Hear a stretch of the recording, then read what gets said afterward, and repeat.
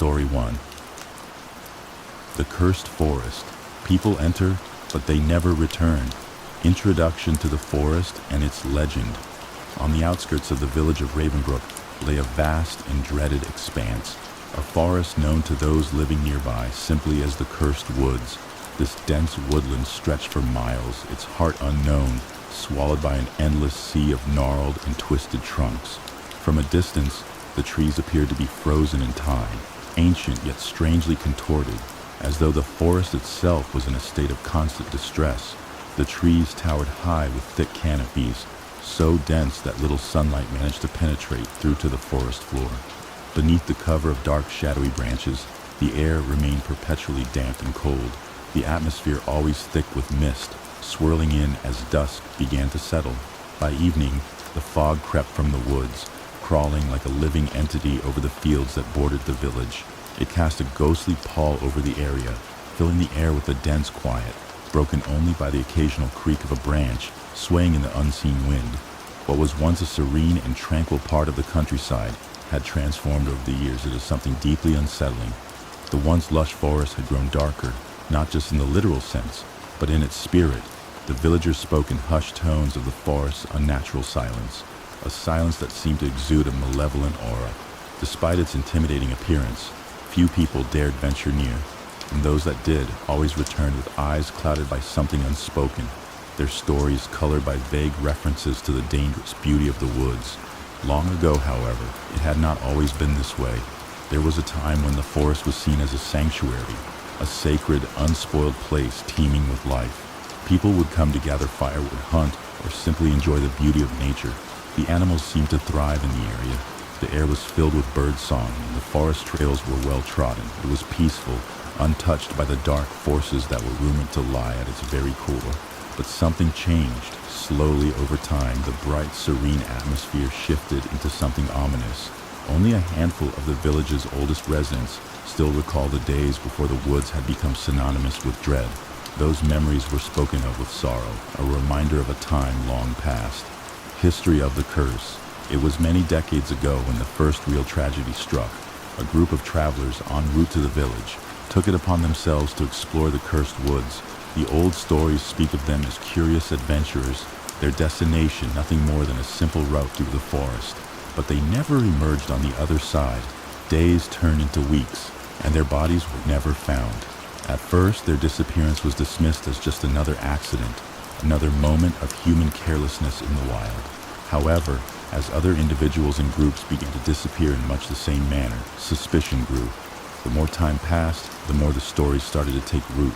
Some whispered that the forest was cursed, a place where people lost themselves, consumed by something unseen. The few remaining signs of the lost travelers, a burned-out campfire, torn fragments of torn clothing, added fuel to the fear.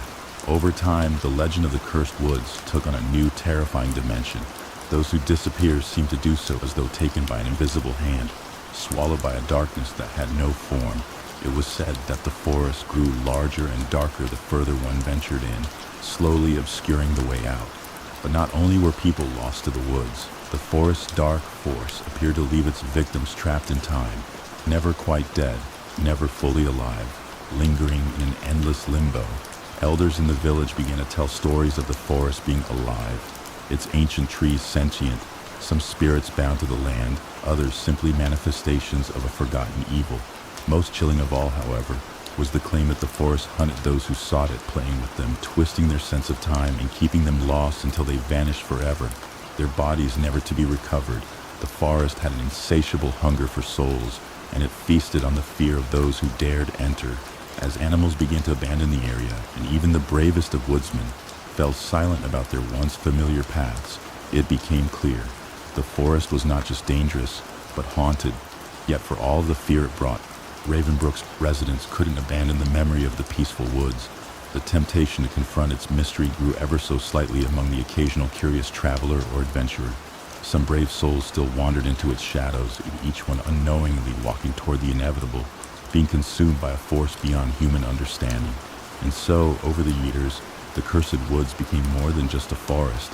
It became a place best left untouched, avoided at all costs. Yet deep within, a part of the villagers still wondered about its untold truths. holding on to the fragment of the tale that insisted the curse could be undone, that those lost might still be saved.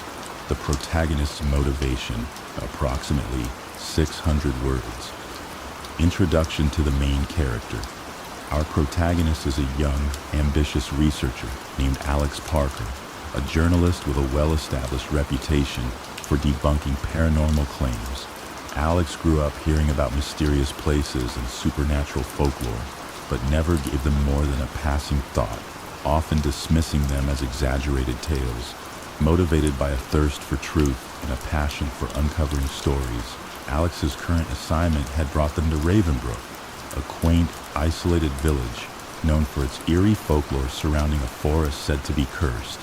The locals are all too familiar with the mysterious disappearances in the cursed woods, but Alex's skepticism runs deep.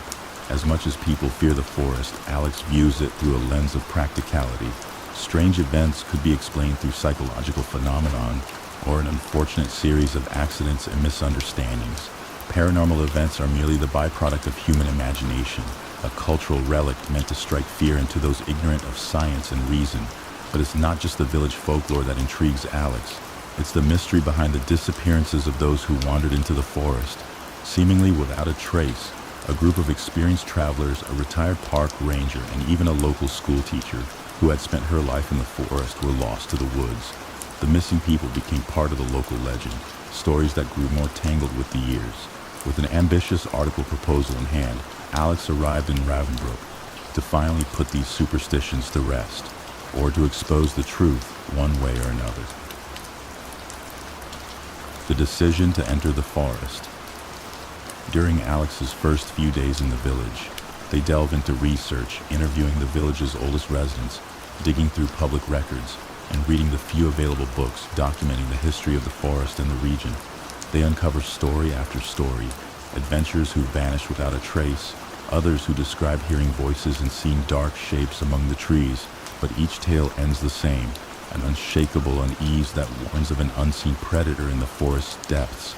Despite the aura of fear that seems to cling to the villagers, no one offers direct, useful insight. The elderly townspeople speak of the forest's oppressive silence, while the younger generations are barely aware of its grim legend, though even they speak of it with a nervous energy, as if sensing that the place is cursed without truly understanding why.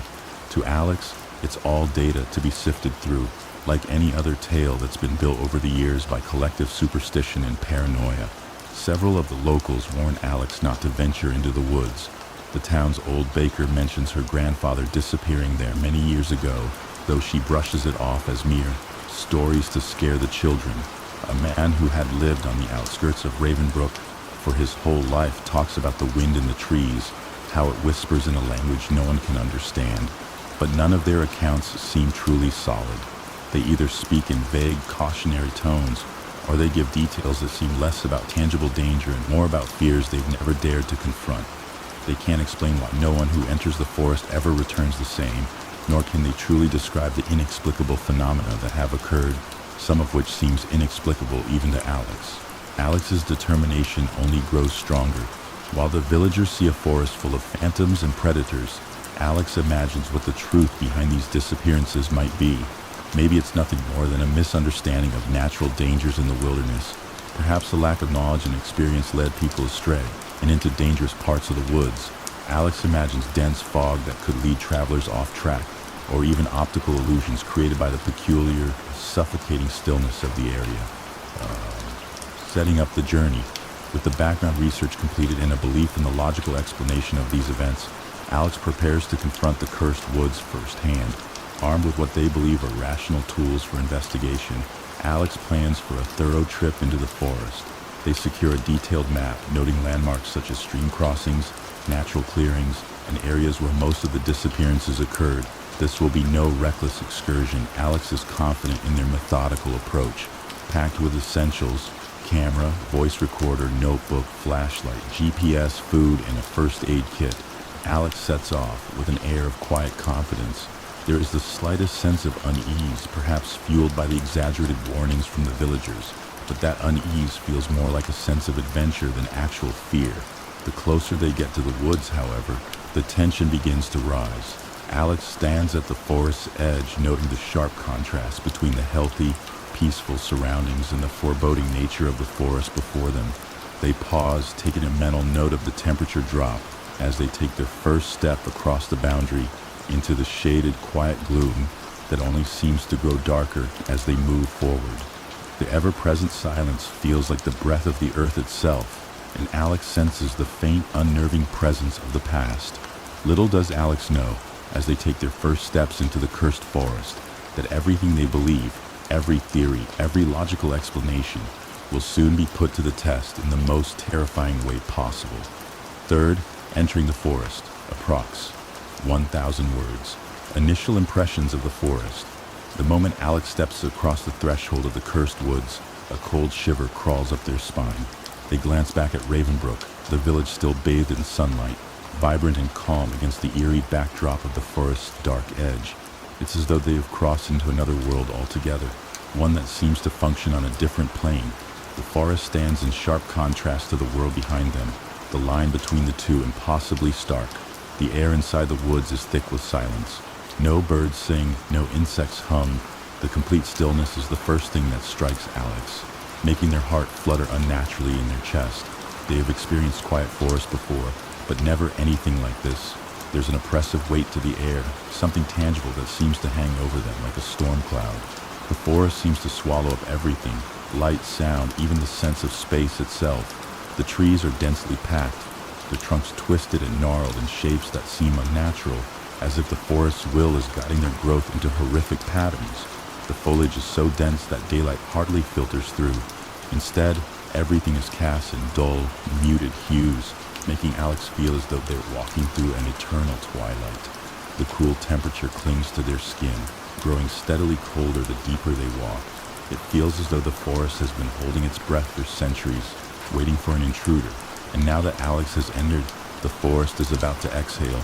The ground beneath Alex's boots is soft and moist, covered by layers of damp leaves and moss. The path they follow twists and turns with an odd serpentine quality, causing them to glance back more than once, as though expecting to see something creeping up from behind. The sense of disorientation deepens each time they look over their shoulder. There's no turning back. The forest feels alive, aware of their presence. At first, Alex tells themselves it's simply the unfamiliar terrain playing tricks on their mind. The forest is full of uneven trails, and any route can look distorted depending on the angle. But after a short while, even the logical part of their mind begins to unnerve. No matter how much they try to keep track of their surroundings, it's as if the forest itself is manipulating the landscape. The route behind them, those markers they carefully set for their return, is no longer where it was before. No trees stand in the same position. No moss-covered rock looks the same.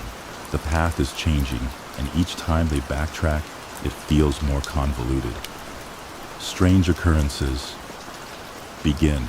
Alex shakes their head, brushing away any creeping paranoia, but it's hard to ignore when the whispers start.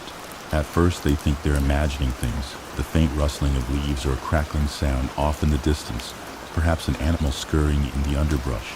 But as they continue, the rustling becomes something more.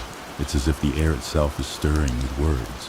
Whispers flutter past their ears, incomprehensible at first but insistent. When Alex halts to listen, the rustling stops, leaving behind nothing but the pulsing silence of the woods. They frown, trying to concentrate and pin down the origin of the noises, but all they hear are the echoing sounds of their own footsteps. At first, they push it aside as wind shifting the trees, but then there's a flicker of movement, too quick, too deliberate. Just on the edge of their vision, Alex's heart leaps as a shadowy figure darts between the trees and vanishes before they can fully turn their head. They move toward it cautiously, only to find nothing. No sign that anyone or anything has been there. Alex knows that these thoughts of something following them, of vague shapes between the trees, are the result of an overactive imagination. But there's something different about this place. The shadows seem to pulse with a rhythm, like something waiting, biding its time. There's a presence in the trees, something far beyond the simple abandonment of the forest's depths. The first real sign of something physically strange comes next. A mound of scattered objects resting on the damp forest floor. A tattered, worn backpack lies abandoned near a tree. along with a couple of metal cans and a small bundle of twigs that might have once formed the base of a fire. At first glance, nothing about it is out of the ordinary. It could be the remnants of a camper's discarded supplies, but upon closer inspection, there's an unsettling detail. The fire pit is still smoldering ever so faintly, a thin wisp of smoke curling upward, as if it's only just been abandoned. The campfire looks as though it was only left in a rush, the half-assembled stack of wood careless. No sign of a person, no indication that they might have gathered their belongings and left. Just the haste and the broken, carelessly discarded remnants. Alex leans down, picking up the backpack, examining it carefully, and immediately a cold sensation creeps over them. The thing feels odd in their hands, as though it shouldn't be in the woods at all. It's unnaturally heavy, as if weighted down by something intangible that makes the air thick. The eerie feeling amplifies when Alex sees something even more chilling. The weathered label on the pack has been scratched out, erased almost deliberately, just enough to make it unreadable. They're about to examine the items further, but a subtle flickering of movement on the edges of their vision catches their attention. At first, they think it's just their imagination, but the glowing shapes in the distance pull their gaze, an iridescent flash, like the flicker of fireflies. Alex starts walking toward it instinctively, wondering if the lights come from some other abandoned campers. The glow grows more intense as they approach, soft and yellow, pulsating in the ever-dimming light. However, when Alex gets close enough to reach out and touch one of the faint lights, it vanishes with a soft, almost inaudible laugh that echoes around them, as though it's only a memory come to life. In an instant, the fog rolls in, swift and heavy, swallowing up all trace of the lights. Alex feels a sudden constriction in their chest, the oppressive cold expanding in all directions. The lights, the fireflies, or whatever they were, are gone. Instead, the mist thickens and coalesces, swirling and changing, wrapping itself around Alex. They realize, with a sharp jolt of alarm, that they cannot see the path anymore. Nothing looks familiar. And then, crying. Distant, but clearly audible. Someone is sobbing, calling out softly in anguish somewhere deeper in the forest. Alex's breath hitches. They have no clue whether the sound is real, or if it's just another trick the forest is playing on them. Still, they can't shake the feeling that they're no longer alone, that something is following them, hidden in the shadows, staring, waiting. In an almost animal-like impulse, Alex begins to quicken their pace, straining to peer through the thick fog, knowing only one thing with certainty. The cursed forest does not want them here, but they aren't sure whether it's still the forest itself or something else, a presence deeper, older, watching every move they make. Fourth, psychological and supernatural pressures, approx. 1,000 words. Isolation and time distortion. As the sun sets, or rather, as the fog thickens, Alex begins to notice a disorienting absence of time. What began as a promising investigation is quickly spiraling into confusion. They glance at their watch, but the minute hand appears to move so slowly it's almost frozen in time, while the hour hand jumps forward erratically. Minutes feel like hours, and hours feel like mere moments. In the eerie fog, there is no true nightfall to mark the passing of time. It remains a gray, oppressive twilight, a never-ending state of dullness. Alex checks the path markers they'd carefully placed when they started the journey, but they appear to have shifted, or perhaps they've simply missed them. The markers blur together in their mind, just like the indistinguishable trees around them. Everything seems indistinct. An unsettling thought slithers into Alex's mind. Am I walking in circles? They shake the thought away. The land doesn't work this way. There's always a way back, right? The entrance, the village, it's all behind them. But no matter how hard they try to stay aware of their surroundings, everything around them remains oddly the same. No landmarks, no distinguishing features, just endless trees that loom over them, like silent watchers who wait for an intruder to cross the line. The fog is oppressive. It seems to surround Alex on all sides, wrapping them in an impossible cold. There's no way to mark where they've been or where they're going. Time itself has warped. What should have been a quick, short walk into the forest has transformed into an eternal march. With every turn, with every step, they can't shake the suspicion that the forest is manipulating the passage of time, forcing them to lose all sense of it, blurring the boundaries between what is real and what is imagined. The pressure begins to mount. Anxiety bubbles to the surface. Desperate questions gnaw at Alex's mind. They haven't seen the village in what feels like forever, but they are certain that they didn't go far. The world outside should still be there. How did this happen? Ikram, Chastos. Visions and hallucinations. The deeper they go into the forest, the more untrustworthy their senses become. The mist intensifies as the path shifts without notice, and Alex stumbles over the uneven terrain, growing wearier with every step. But when they look around, something else creeps in. Visions. They thought it was their mind playing tricks. Fatigue catching up to them in the form of distorted images. But when the figure of a woman appears before them in the fog, her form barely distinguishable from the trees, it stops them dead in their tracks. She seems familiar somehow. Her clothes are ragged and she moves closer, or rather, she seems to materialize out of the mist itself. Her eyes, saturated with fear, dart around frantically, her voice trembling with an utterance of one word. Alex! Her lips move again. Alex! Why did you come here? Before Alex can respond, her figure is gone, swallowed by the mist as swiftly as she appeared. Stunned, Alex stumbles backward. Their breath comes fast and a ringing sound fills their ears. Was that real? The voice still echoes in their mind as they push through the growing dread. It can't be real. It's all in my head. But the longer they wander through the forest, the more hallucinations they experience. In the periphery of their vision, figures dart out between the trees, people in ragged, torn clothes stumbling through the fog. Some are crying, their voices begging for help in languages that don't seem entirely human, muttering fragments like lost and no return over and over. These people are unlike any human beings Alex has ever encountered. There's something inherently wrong about them, as though they belong to this place, not the world Alex knows. One moment, Alex could be staring at an empty section of the forest, only to look up and see a shadow briefly moving past, someone's face caught in the dim light. No matter how fast they turn their head, though, the figure disappears before they can focus on it. Suddenly, the ground beneath Alex's feet shifts. The same path they were following becomes unrecognizable, moving in a different direction, leading them farther into the heart of the woods. Is it the forest? Is it Alex's mind? The more they walk, the more they feel themselves losing the distinction between the two. Time has warped. What they saw before isn't where they are now. What they remember isn't in their present. Feeling of being watched and followed. The panic begins to creep in, suffocating and cold. Alex realizes that something is wrong. They aren't alone anymore. It's the gnawing sensation of being watched. The hairs on the back of their necks stand up, and every sudden movement of the trees feels more like it has a purpose than just natural sway. It's no longer in their mind. It's in the air itself. Each step through the fog feels as though something is right there, trailing behind, making no sound. When Alex pauses to gather their bearings, looking desperately for some semblance of the path back, they hear it. Footsteps, slow and deliberate, not their own.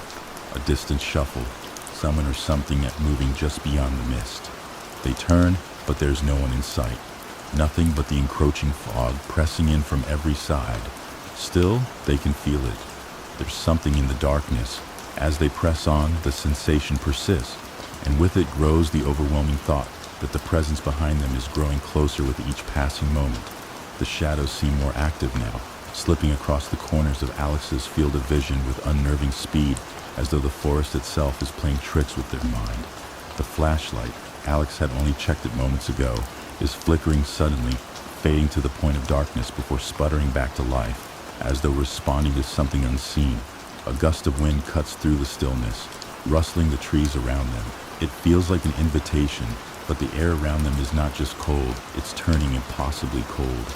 Alex's breath clouds in the dampness as the temperature plummets further, pressing in with the nearly suffocating intensity. The footsteps are there again. They're getting closer. Alex can't breathe. Their body freezes as their mind races. All of their nerves scream that they must run. But where to?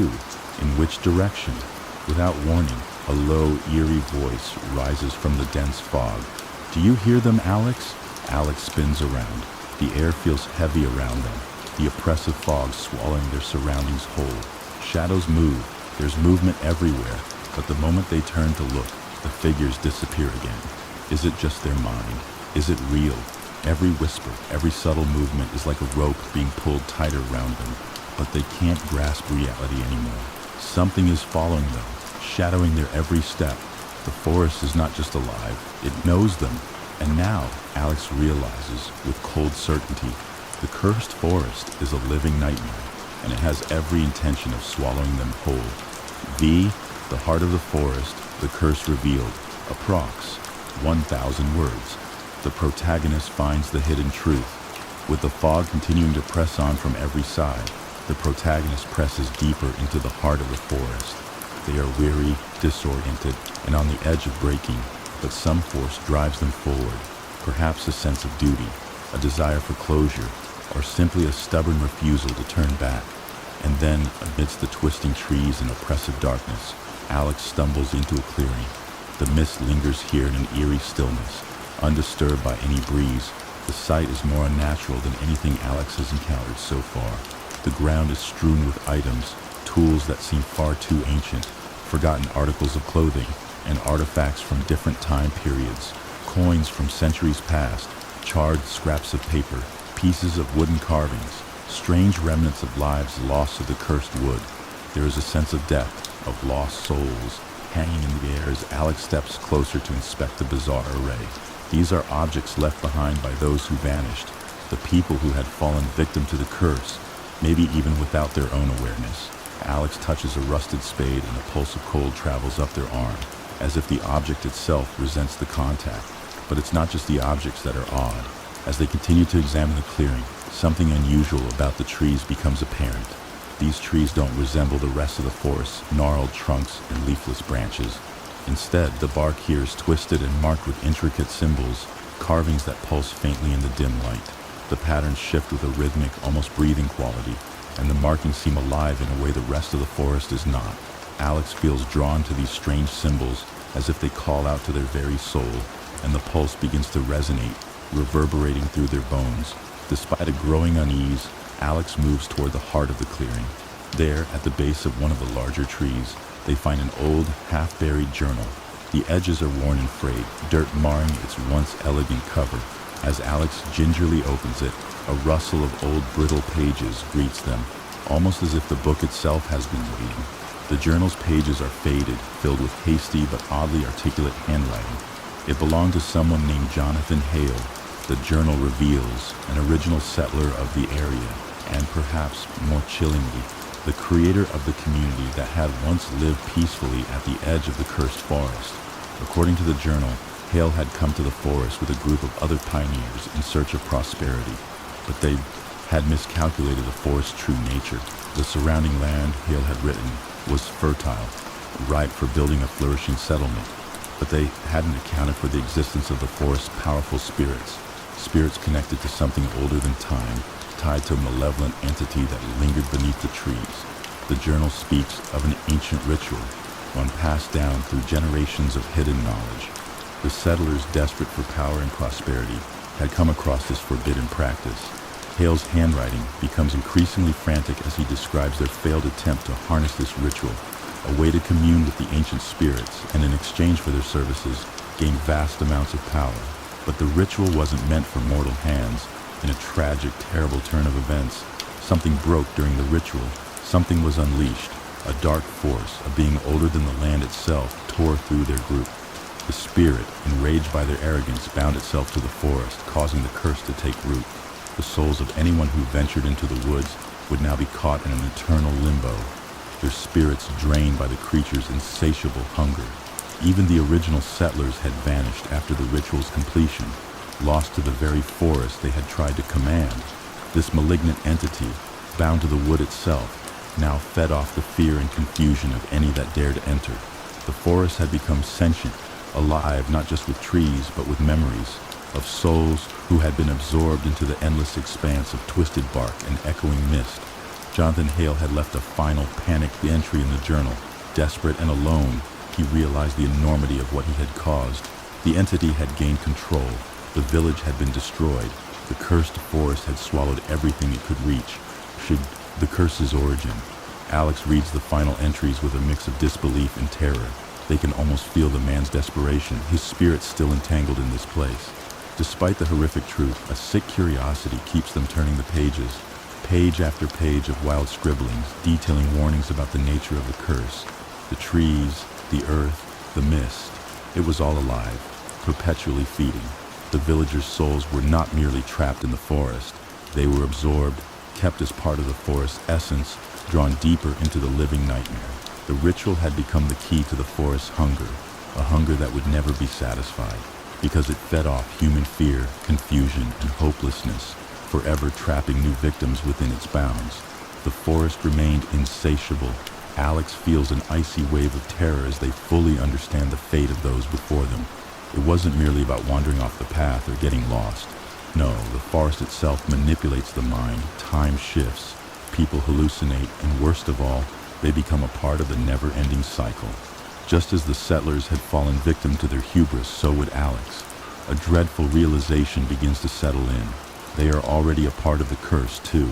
The woods close around them like a vice as an oppressive energy washes over them, pulling Alex closer to the towering tree in the clearing. The mist becomes a tangible pressure, the air thick and heavy with dread.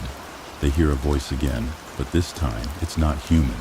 A low, grinding hum of words that churn deep from within the bark, as if the trees themselves are speaking.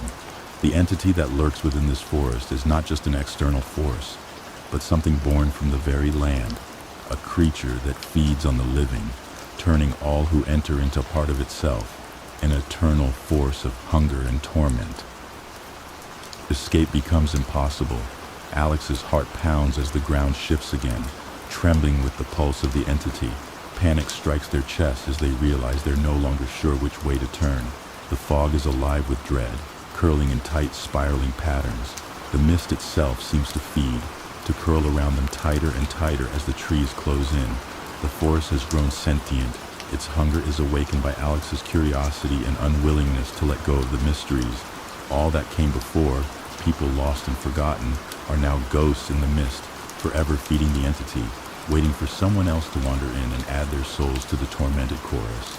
Alex backs away from the clearing, every instinct telling them to run, but the path has disappeared. There is no way out. Only more trees, more fog. It's as if the forest itself has closed the door, trapping them in its labyrinthine, inescapable maze. With every passing moment, the forest grows tighter, the fog more oppressive.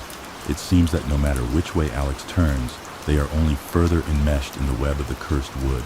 The forest itself no longer seems like a natural place, but a living, conscious entity, aware of every intruder and eager to claim them as part of itself. All at once, everything goes quiet. Alex is surrounded by dark shapes, their limbs twisted, merging with the trees. They can hear the whispers of those long gone. Are they next? Or have they already joined the never-ending spiral of torment the forest holds for all who enter? The curse is now not just history, but their very present, wrapping its essence around their soul. Escape has become an impossibility. Final struggle for survival and resolution. Approx. 800 words. Escape attempt. The dense fog presses against Alex's skin like 1,000 invisible hands, each inching them closer to suffocation. Their heart is pounding, erratic, desperate, each beat a reminder of how far gone they are. Their surroundings are twisting, disorienting, the trees bending at impossible angles and shifting out of sight. Closing in, Alex spins in frantic circles, trying to find a path, but every direction leads only deeper into the cursed forest. The way back, the comforting borders of the village, are they even real anymore? Were they ever? With every frantic step, the woods seem to mock them, the ground underfoot soft and slippery as though alive, coiling around their feet like vines. Shadows twist and stretch in unnatural ways, and Alex can feel eyes, thousands of them, watching from behind every gnarled tree, from the thick clouds overhead. The haunting whispers return, this time louder, clearer. Low murmurs seep from the trees, from the ground, and even from the very air around them. Words and languages Alex doesn't understand. Harsh, guttural sounds filled with agonizing pain. The wind carries voices, leave, leave. But no matter how hard Alex pushes forward, it feels as though they're getting nowhere. The path warps, changing with each moment like a puzzle they can never solve, and each sound that brushes against their ears only heightens the sense of impending doom. It becomes clear that their flight isn't just an escape from the forest, it's an escape from something worse. A malevolent force stirs in the dense air, a force older than the trees and just as relentless. The forest shifts, groans, and Alex knows deep down there's only one way out. They must confront it. Confront the curse itself. Confrontation with the entity. The ground beneath Alex trembles as the last steps take them deeper into the heart of the forest. The air is so thick with pressure now that breathing feels impossible. Then, without warning, a shifting silhouette begins to materialize before them in the dense mist, as if the very forest is parting to reveal its dark lord. A figure rises from the earth. At first, it is a shadow, subtle and formless, but then it solidifies, its edges curling into something larger, something ancient, part man, part tree, a fusion of corrupted spirit and rotting wood. Its massive frame towers above Alex, tendrils of bark writhing like dark veins under its barky skin, and its eyes, a cold, hollow void, glow faintly, capturing Alex's gaze. The being's an embodiment of the forest's curse. As it moves, the air distorts, thickening. Its body is both terrifying and magnificent.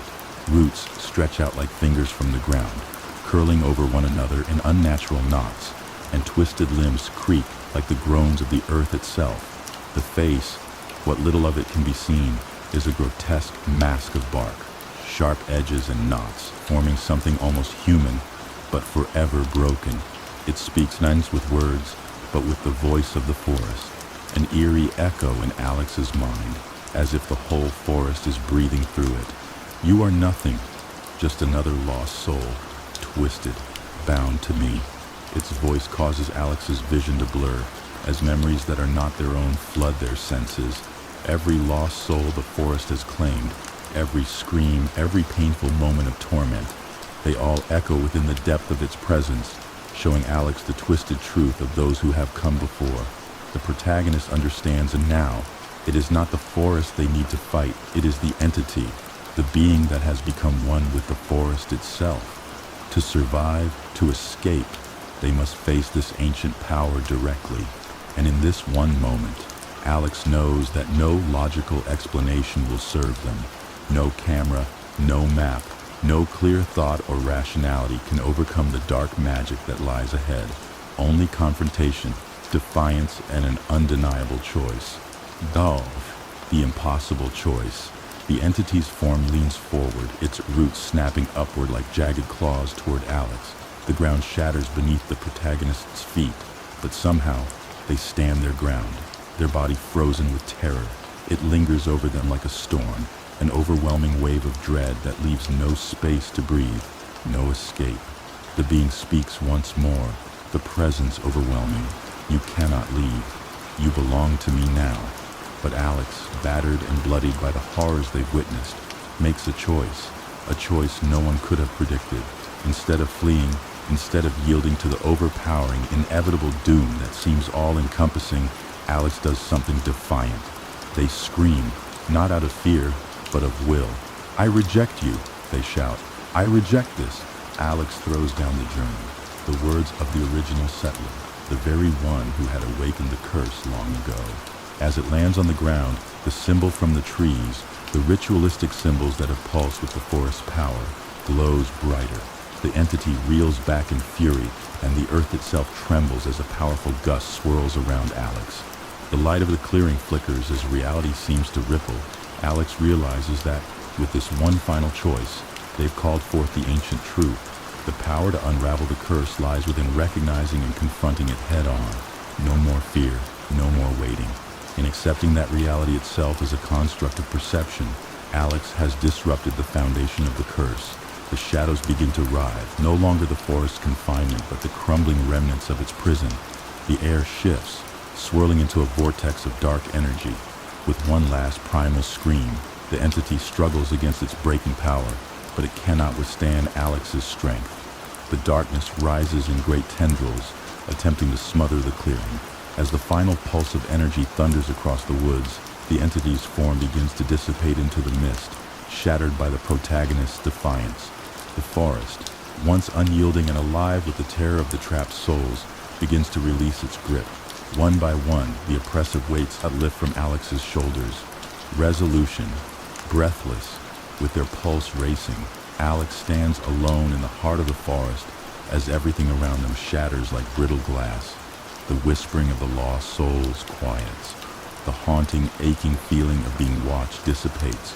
For the first time since their entry into the cursed woods, there is silence. The oppressive, suffocating air is gone, leaving behind only stillness and a faint, quiet wind. Somehow the forest feels lighter, no longer trapped in a cycle of fear. The path, once elusive, now lies clearly in front of Alex. They don't hesitate. Their first steps are heavy and slow as they begin to retrace their way out. By the time Alex exits the forest, the sun is low on the horizon, casting long shadows over the trees behind them. They've broken the curse for themselves, for the souls lost before them, and yet a small, unnerving doubt lingers. The wind stirs, carrying a faint sound, the brief echo of a faint whisper. You cannot escape us. But the voice is distant. It fades quickly. A promise, one that has been broken, holds no weight over Alex. The forest's hunger may never end, but Alex's escape marks a moment when it was overcome. The last lingering breath of the cursed woods fades behind them, with nothing but the still silence of a forest that may never truly be free. Seventh aftermath. The curse's continuation. Approx. 500 words. Return to the village. Alex stumbles back into the village, bruised and bloody, barely able to keep their eyes open. The sun is sinking behind the horizon, casting a dim, sickly orange light on the homes that dot the village's edge. But the fog clings to the landscape, rolling from the trees, thick and cloying. It feels colder here now, the chill a reminder of what they've escaped and what they've left behind. The villagers look up as Alex stumbles into their midst, their eyes wide with confusion and apprehension. Some of the older residents react with muted recognition, as if they already know what has transpired, or worse, what will come next. But no one speaks of it openly, as if even mentioning it would break some unspoken pact. Despite their escape, Alex feels unsettled. There's an odd tension in the air, a heavy feeling that suggests the village hasn't been untouched by the forest's curse. It's as if it followed them here, lingering in the corners of the streets, veiling the life that once seemed so simple and ordinary. The town has changed. Even the quiet night now feels different, filled with a strange apprehension that hovers in the spaces between the villagers' words. At the tavern, the murmurs begin. Whispers swirl like the smoke from a dying fire, too low to hear clearly, yet their intent is unmistakable. The travelers that Alex had studied, the villagers who once only spoke in hushed tones, all seem to know more than they should. There's something different in the way they gaze at Alex, more than sympathy, more than curiosity, a knowing. It is almost as though the story of the cursed forest never really ended. Unsettling. Final note.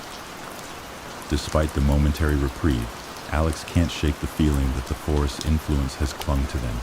That night, as the village falls quiet, the fog outside thickens, creeping further in from the woods. In the distance, the rustling of branches, soft but distinct, drifts over the village. The wind whispers with a tone that is eerily familiar, carrying voices and the faintest footsteps like a hollow echo. Alex can barely sleep, haunted by the memory of those disembodied murmurs. And although they lie under the safety of their own roof, the sense of being watched never fades. Every noise, every creak of the house in the wind, seems charged with the presence of something far more ancient than the village itself. The next morning, Alex ventures to the edge of the woods.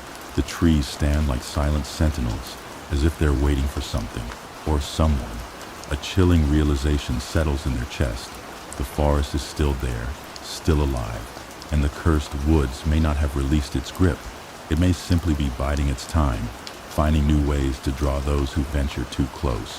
Though Alex has escaped the physical clutches of the forest, they wonder if its dark legacy will forever haunt their thoughts, just beyond reach, like the rustle of wind through the trees. At night, sometimes they hear footsteps, uncomfortably close, but always just far enough away to make them question whether it's real or merely a figment of a mind too twisted by the forest's power. The village, too, will feel the lingering presence subtly shifting the air with each passing day, as if the land remembers the curse's pull. Some things, Alex now knows, don't ever truly end. The fog rolls in, heavy, persistent, and the forest remains waiting in the distance, a place the village will forever fear. And so the curse endures.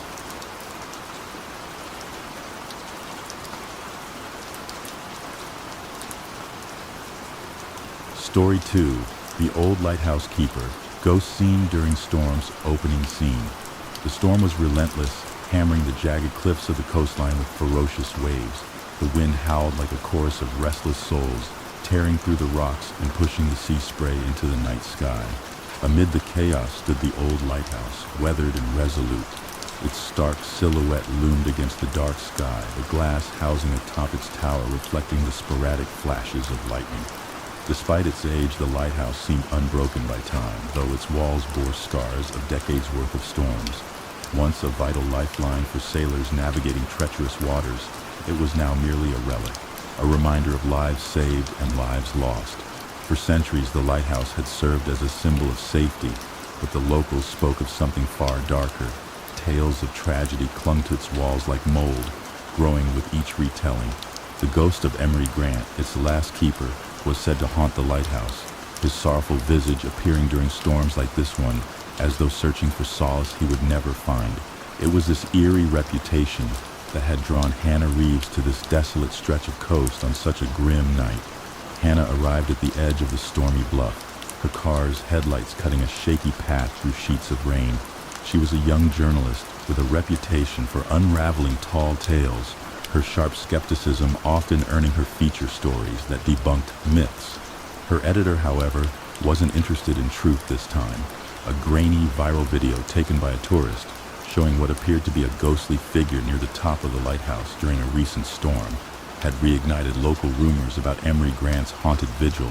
The footage had been passed around online, labeled both as evidence of the supernatural and a hoax. Either way, it was a hot topic, and now Hannah was here, tasked with separating fact from fiction. Pulling her hood tight against the rain, she squinted through the downpour at the lighthouse. There it stood, just as haunting as she'd imagined, though it wasn't the supernatural presence that unnerved her. It was the sheer isolation of the place. It felt as though the lighthouse wasn't merely abandoned, but actively avoiding the company of the living. Hannah's first impression. The icy wind struck her face the moment she stepped out of the car. Rain soaked through her jacket almost immediately, and the sound of the roaring waves below nearly drowned out her own thoughts. Yet even with the gale roaring around her, Hannah could make out the crunch of approaching footsteps. She turned to see an older man bundled in a thick coat. His grizzled features, accented by a salt and pepper beard, gave him the look of someone carved out of the same rock that shaped the coast. He paused several feet away, his hands shoved deep into his coat pockets. "You've picked quite the night to visit," he said, his voice gruff but not unfriendly. "Tom Henley, fisherman." He jerked a thumb toward the lighthouse. "You heading up there?" Hannah nodded, brushing rain from her face. "Hannah Reeves, journalist. I'm writing a piece about the lighthouse and the ghost stories." At this, Tom frowned deeply, his gaze flickering toward the towering structure. "You'll find no happy endings up there," he muttered. "That place doesn't take kindly to visitors, not on nights like this." Hannah tilted her head, intrigued. "You believe the stories, then, about Emery Grant?" Tom let out a low chuckle, though it carried no humor. "Not my place to believe or disbelieve, but if you spend as many nights as I have out here, you see things you can't explain." His voice dropped and he stepped closer, lowering his voice over the howl of the wind. "The legend goes that old Emery couldn't let go, shipwrecked sailors he couldn't save.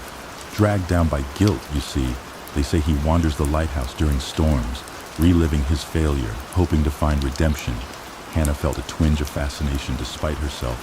She didn't scare easily, and legends like this often unraveled with simple explanations. Yet Tom's sincerity gave her pause. "Have you ever seen him?" she asked.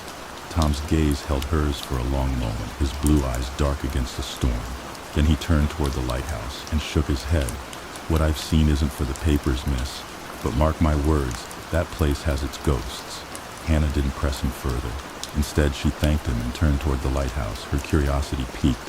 As the wind bit at her heels, she thought about what Tom had said. Ghosts weren't real, she knew that. Yet standing here, beneath the shadow of the storm, it was hard not to feel as though something unseen watched from the tower above. She tightened her grip on her camera and flashlight. "Ghosts or not, This story was waiting to be uncovered. Flashbacks and setup, exploring the lighthouse. The wind howled as Hannah pushed open the heavy iron door to the lighthouse. It groaned in protest, and a burst of damp air struck her face. She stepped inside cautiously, the dim light from her flashlight cutting across the darkness. The atmosphere reeked of salt, mildew, and decay, as if the building had absorbed the ocean's brine over its many years of standing sentinel against the waves. The interior was as neglected as she'd imagined, yet it still carried echoes of life long past. Cracked walls bore peeling paint, the faded yellow remnants of what must have once been cheerful decor. Rusted hinges and broken furniture lay strewn across the ground floor, littered with shards of glass from windows long shattered. Cobwebs hung like ghostly drapes from the rafters, trembling with each gust of wind that forced its way through unseen cracks. As she began her investigation, she couldn't help but feel an odd reverence for the place. Her flashlight beam revealed remnants of the keeper's life. A warped desk sagged against the wall, littered with decaying papers and empty inkwells. An old logbook sat askew on a dusty shelf, its cover worn but still intact. A rusty lantern hung precariously from a nail, the glass fogged and chipped. Hannah snapped photographs of everything, her professional instincts sharp despite the creeping unease settling in her chest. She flipped open the logbook, carefully thumbing through the fragile pages. They were covered in faded ink scrawled in tight, hurried script.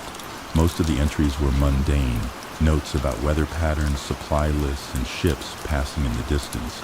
But the last few pages carried a frantic tone, the handwriting shaky as if written in desperation. The storm won't let up.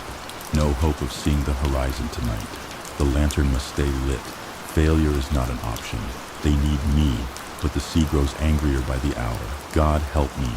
The last entry was unfinished, trailing off mid-sentence. Just as she was about to photograph the page, something in her periphery caught her attention, a faint scratching noise coming from upstairs. She froze, listening intently as the sound echoed faintly through the stairwell. Footsteps, steady but faint, they ascended as if someone or something was climbing unseen. Her heart raced, but she forced herself to stay rational.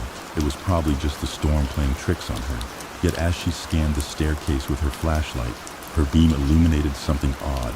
Strange, almost intricate symbols were carved haphazardly into the plaster walls near the stairs. Circles, intersecting lines, and jagged marks formed eerie patterns, as though someone had etched them there out of desperation or madness.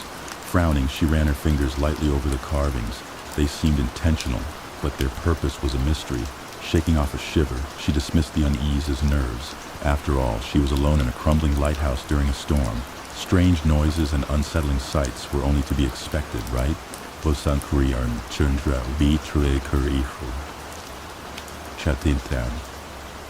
Learning about Emery Grant.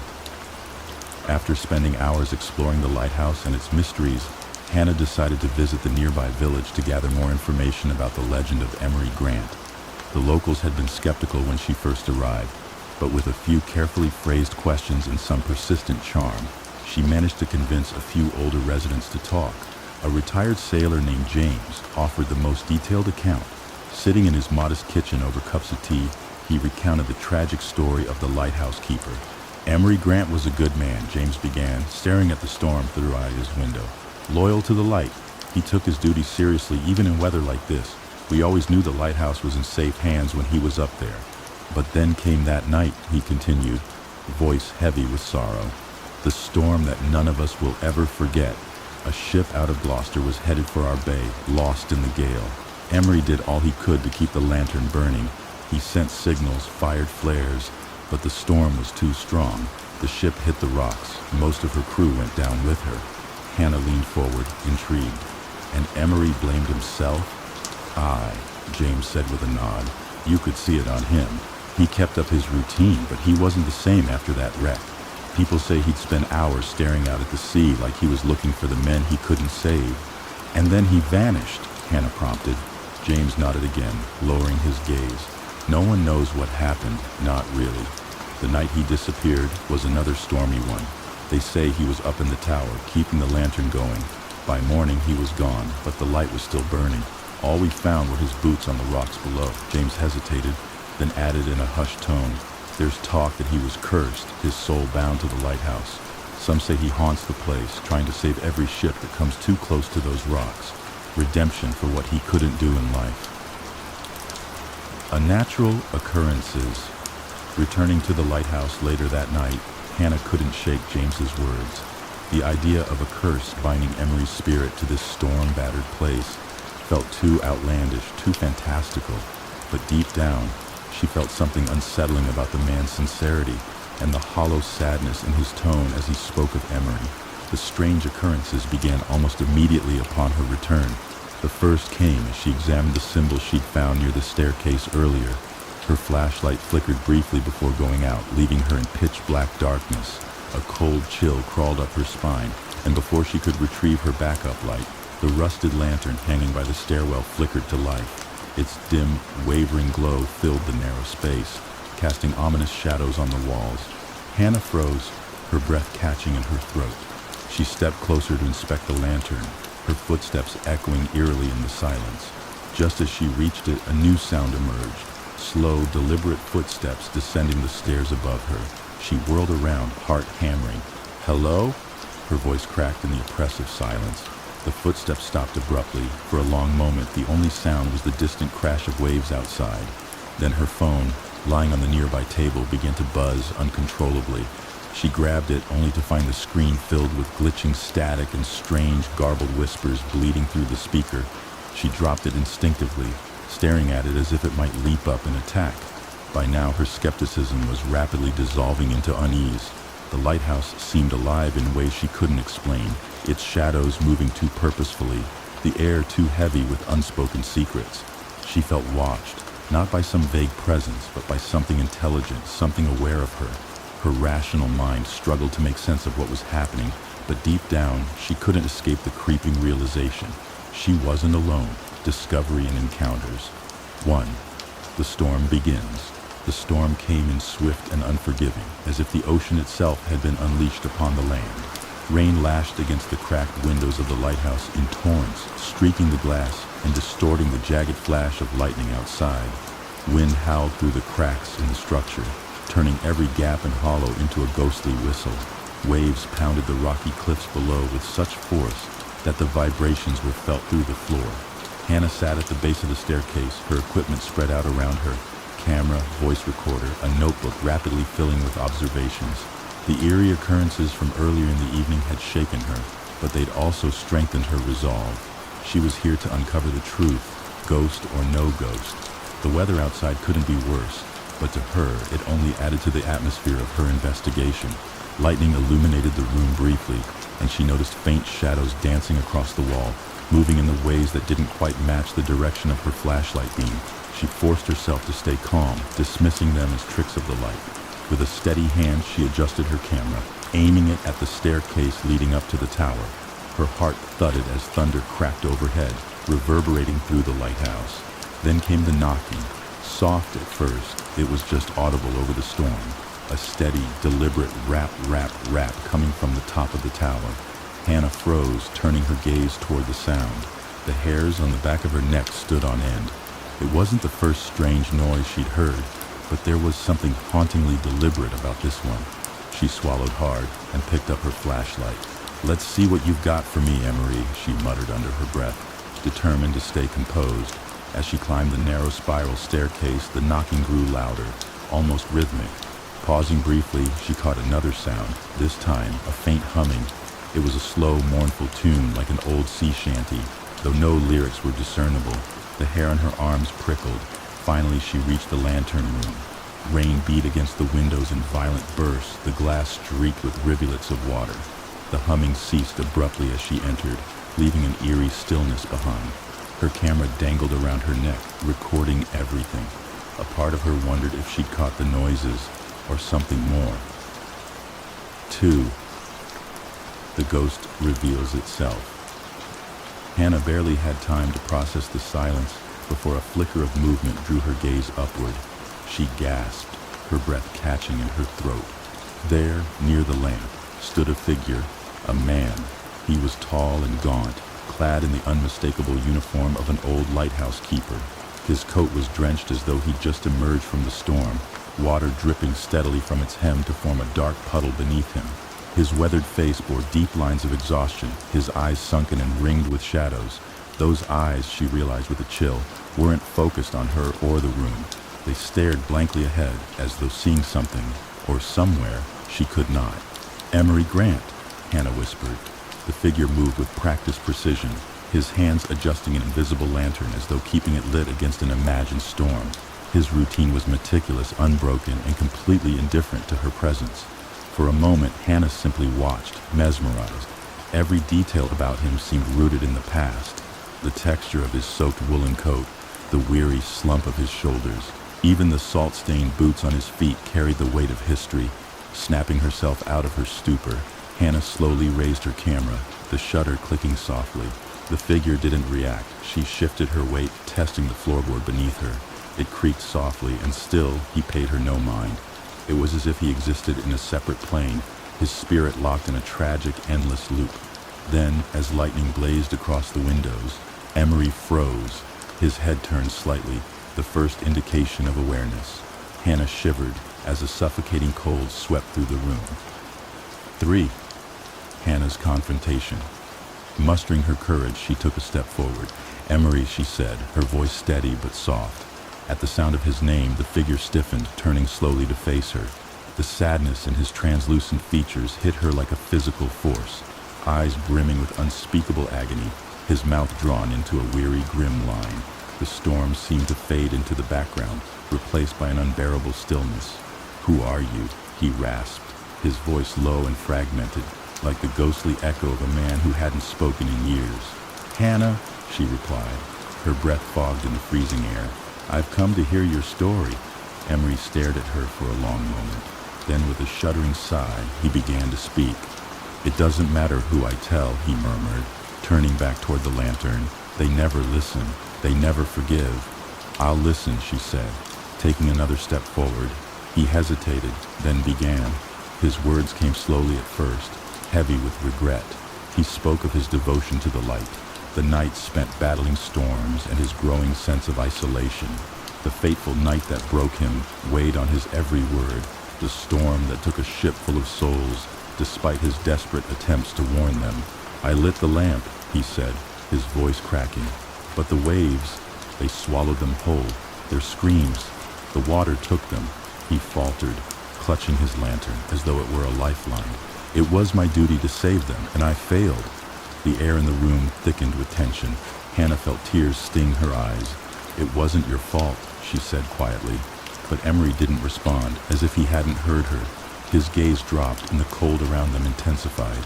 "Every storm brings me back here," he whispered, "to relive it, to try again. But no matter what I do," Hannah leaned closer. "Why? What keeps you here?" His eyes snapped up to hers, filled with dread. "It's not just me," he said, his voice trembling. "It's the light. Something wrong in the light. It demands too much." Before she could press him further, a deafening clap of thunder reverberated through the tower.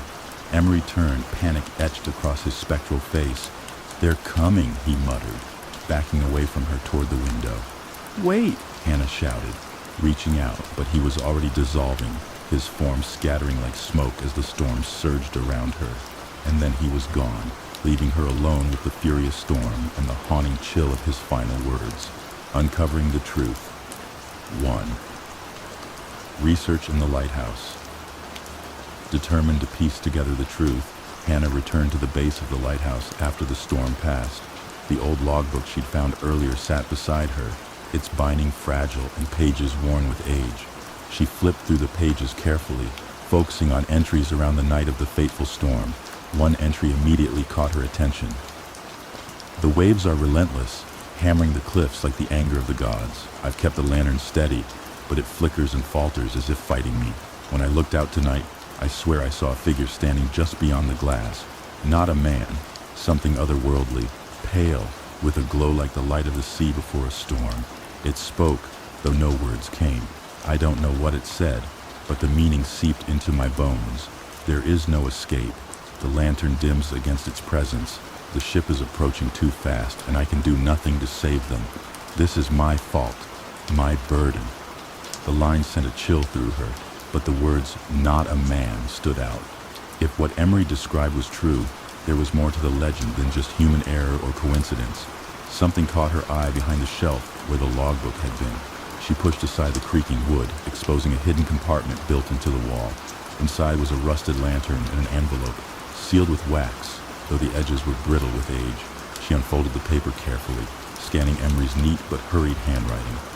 To the one who finds this, if the light still stands, so does the curse. It is no fault of mine, nor of any keeper after me. The blame lies with the one who came before, the man who thought he could master the waves through means forbidden. He left us all to suffer his folly.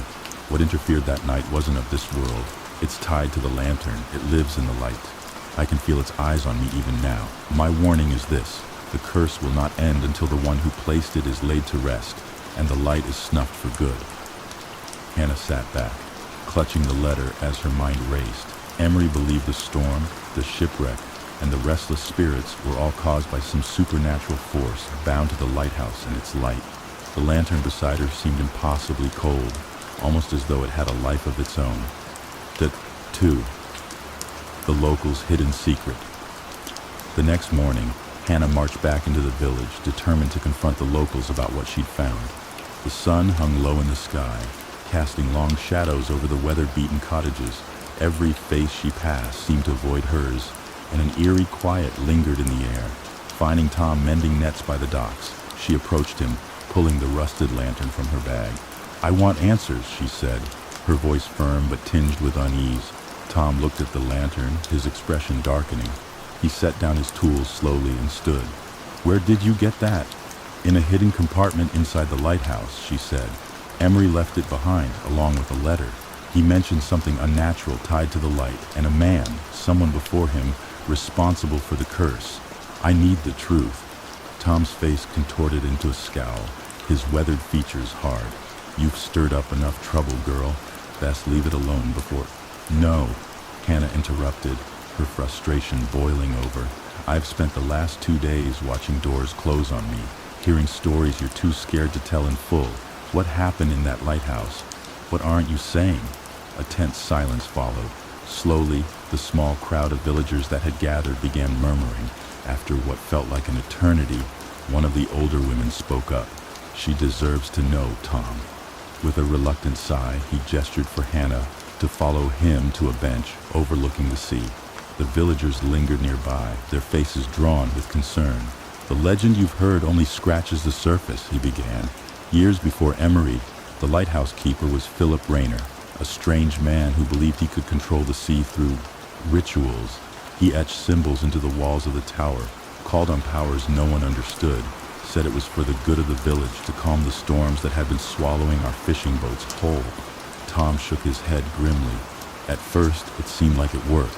The waters grew calm, and people started thanking Rayner for his sacrifices. But it didn't last. One night, a storm hit, bigger and angrier than anything we'd ever seen. And when the ship wrecked, Rayner wasn't there to light the way. "What happened to him?" Hannah pressed. Tom looked away, his voice dropping. "No one knows. He disappeared that night. Some say the thing he summoned took him. Others claim he became part of the light itself. Whatever it was, that storm wasn't natural. And every keeper since has been tied to the curse." Hannah absorbed his words, her mind racing. If the ritual Rayner performed had backfired, was it possible to undo what he'd done? Or was Emery, along with every other spirit, doomed to an eternal stormy purgatory?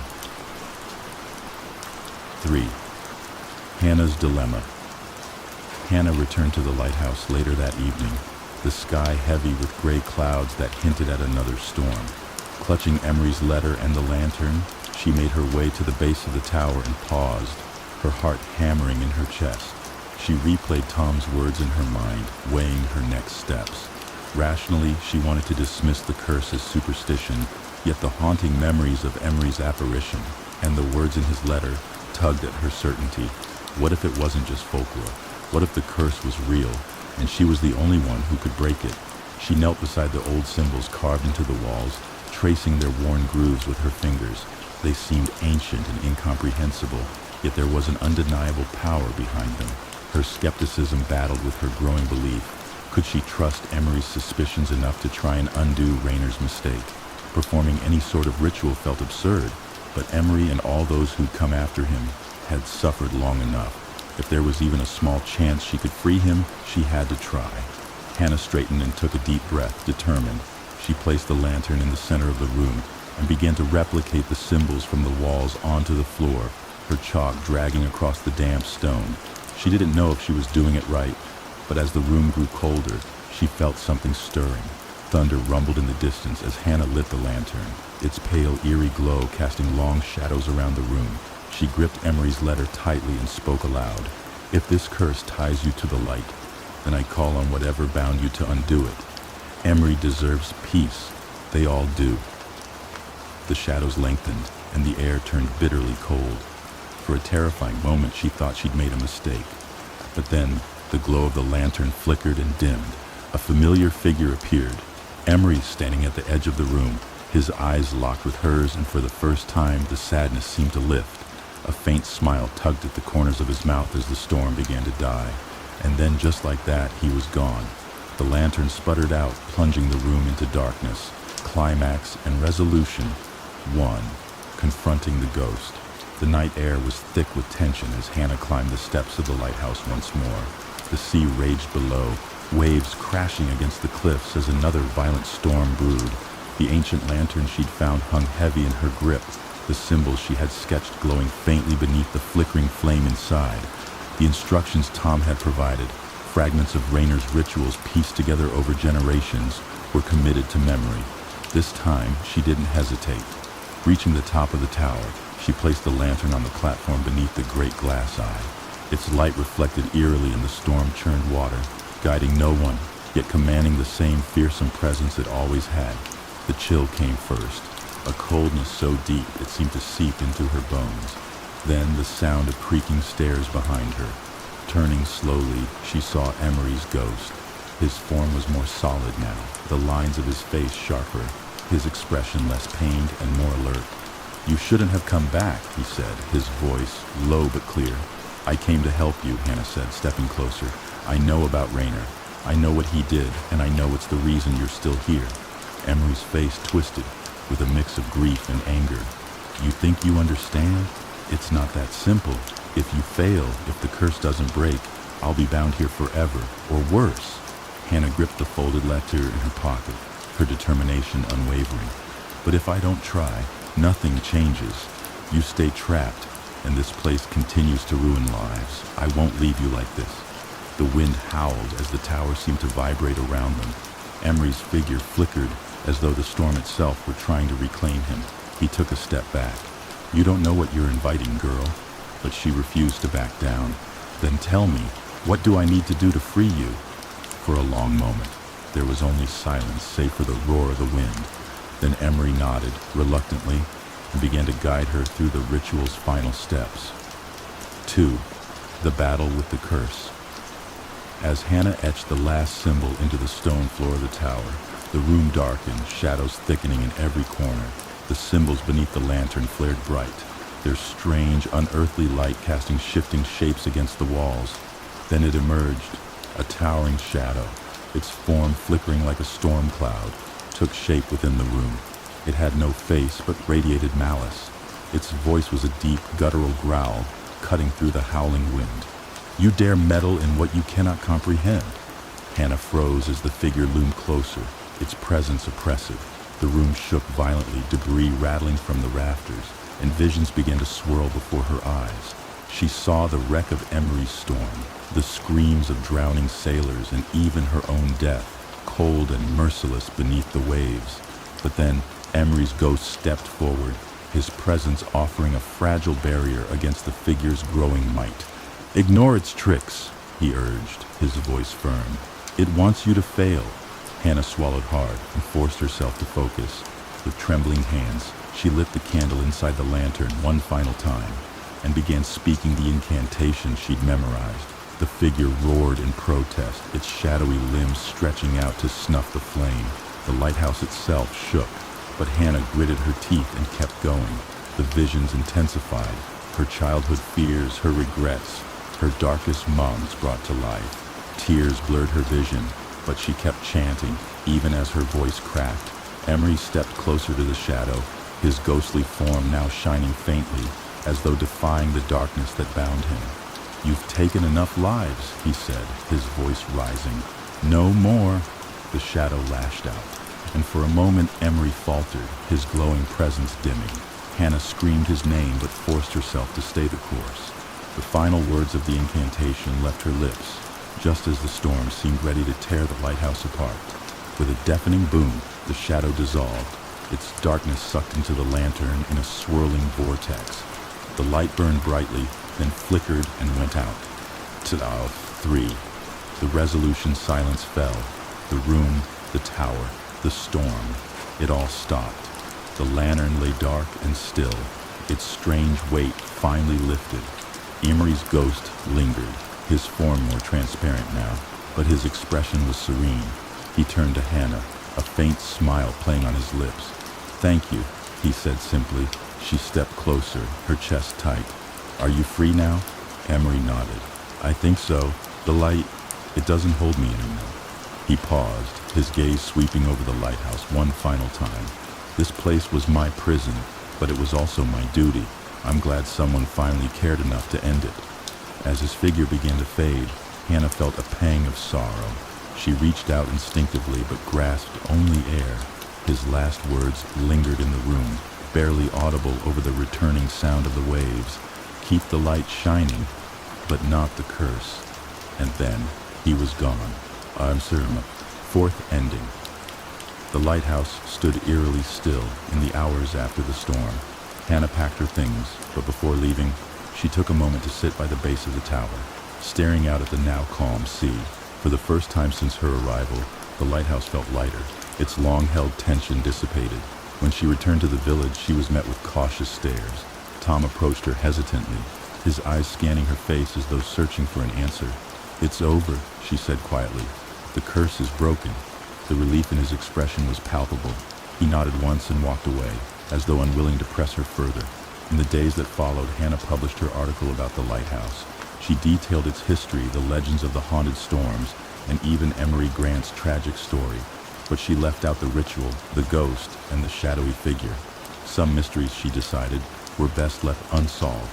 Before leaving town, she visited the lighthouse one last time. The sea breeze was calm, and the tower stood like a silent sentinel against the horizon. Whatever had haunted it was gone, leaving behind only its weathered bricks and empty halls. As she walked away, she glanced back. The lighthouse light flickered on, casting its beam over the quiet sea, a beacon once again unburdened.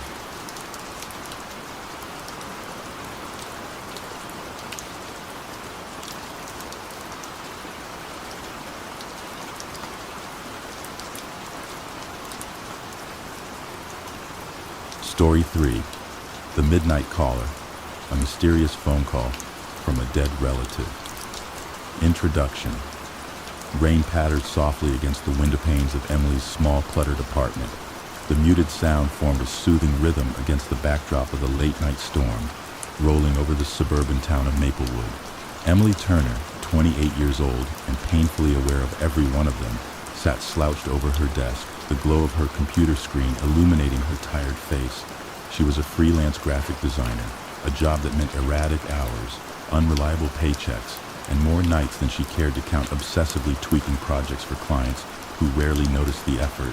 Her phone buzzed, momentarily jolting her out of her trance. It was a text from her mother. "Jack's things are being sent over tonight. Just a few keepsakes. Let me know if you want them gone. Uncle Jack." The name alone sent a pang through her chest. It had been nearly 3 months since her favorite relative had died, and she still hadn't fully processed it. His death had been sudden, shocking, and cloaked in unanswered questions. A heart attack, they'd said, while he was hiking alone in a nearby forest. It felt absurd that someone as lively and full of mischief as Jack could just disappear. Emily leaned back in her chair, eyes drifting to a photo pinned to the wall above her desk. In it, Jack had an arm slung casually around her shoulders, his grin as broad and impish as ever. He'd always been her rock, the cool uncle who snuck her candy when her mom wasn't looking, who spun wild tales around the campfire, and who always made time for a late-night call to talk about his bizarre dreams. Jack had a thing for the supernatural, always digging into ghost stories and urban legends. For as long as she could remember, his calls came at midnight, as though the stroke of the clock unlocked some private hour for their conversations. Now the calls were silent. A sharp knock at the door startled her. Emily hadn't even heard the delivery driver arrive. She opened the door to find a soaked cardboard box sitting on her welcome mat. Scribbled on top in her mother's handwriting was the label, Jack's Things. Carrying the box inside, she quickly set it on the coffee table and peeled back the damp flaps.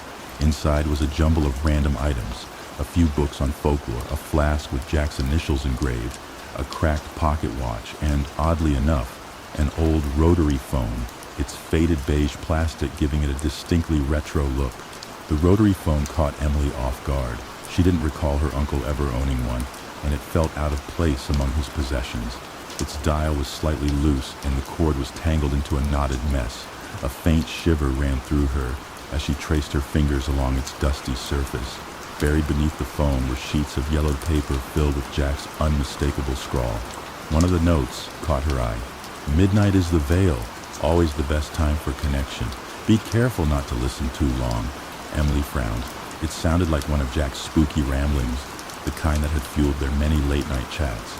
She smiled wistfully, imagining him laughing at her reaction to his cryptic note. Thunder cracked loudly outside, rattling the apartment. Shaking her head to clear her thoughts, Emily reached for the rotary phone, pulled it from the box, and studied it more closely. It was a bizarre choice for Jack, a man who barely tolerated modern smartphones, let alone antique gadgets.